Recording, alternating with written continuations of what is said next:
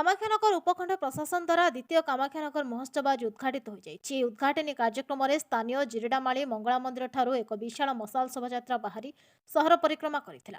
झिपिझिपि वर्षा कोहला पाग सते हजार हजार संख्यार कीर्तन मंडली पाइक अखाड़ा स्थानीय जनसाधारण प्रशासनिक अधिकारी माने मशाल शोभायात्रा अंशग्रहण कर सारंगधर स्टाडियम ठारे पहुंचते। सेठारे राज्य खनि इस्पात और पूर्त मंत्री प्रफुल्ल कुमार मल्लिक मुख्य अतिथि भाव जोगदे आनुष्ठानिक भाव महोत्सव को उद्घाटन करथिले। ए कार्यक्रम में कामाख्यानगर भुवन परजग्ग Kankadahad blocker BDO tehsildar block अध्यक्ष विभिन्न पंचायतर सरपंच समिति सभ्यों समेत हजार हजार जनसाधारण जोग देते। उद्घाटित यह महोत्सव में आज राज्यस्तरीय क्रिकेट टूर्नामेंट फुटबॉल टूर्नामेंट राज्यस्तरीय भलीबॉल और कबड्डी प्रतियोगिता आयोजन होगा बेले आसंता 28 तारिख फेब्रुआरी 1 तारिख पर्यंत संध्यारे स्टार नाइट कार्यक्रम अनुष्ठित हो। यह उपलक्षे प्रशासन तरफ पलिश्री मेला फूड कोर्ट ओरमस मेला अनुष्ठित हो। महोत्सव में बॉलीवुड हॉलीवुड बहु आगधाड़ी कलाकार सामिल होने आयोजकों तरफ सूचना मिली। द्वितीय कामाख्यानगर महोत्सव को सफलता सह आयोजन करने को प्रशासन तरफ अनुरोध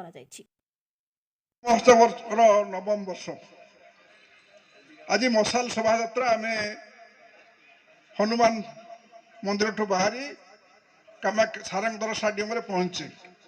ये जो कार्यक्रम होची यार सभापत्य करुछंती आम समस्त प्रिय युव नेता जे कि सब ऑर्गेनाइज करुछंती जहाँ पर सबू दायित्व कामाख्यानगर धर्मानंद पौड़ा महोदय आउ जड़े युव नेतृत्व अच्छा प्रेमानंद बाबू जे चेयरमैन से सब दायित्व नहीं आमे नामक मात्र सी सब करुछंती प्रेमानंद साहू एवं भुवनर चेयरमैन आम कंकड़ाहाड़ चेयरमैन सब डिविजन स्तरीय कार्यक्रम ए उपस्थित अच्छा आमर समस्त दीपक बाबू मैनेज कर ये करडियो कामाख्यानगर अच्छा जे कि सब दायित्व नहीं कार्यक्रम करने अन्य अफिसर मैंने कुना बाबू जे कि खेल दायित्व एवं मो आगे समस्त माँ भौणी मैंने जो मैंने आसछंती सांस्कृतिक कार्यक्रम कीर्तन दल समस्त को स्वागत करुचे।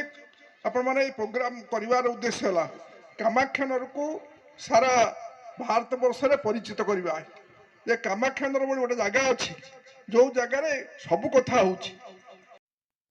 कामाख्यानगर अनिल कुमार नायक रिपोर्ट बहुजन मीडिया।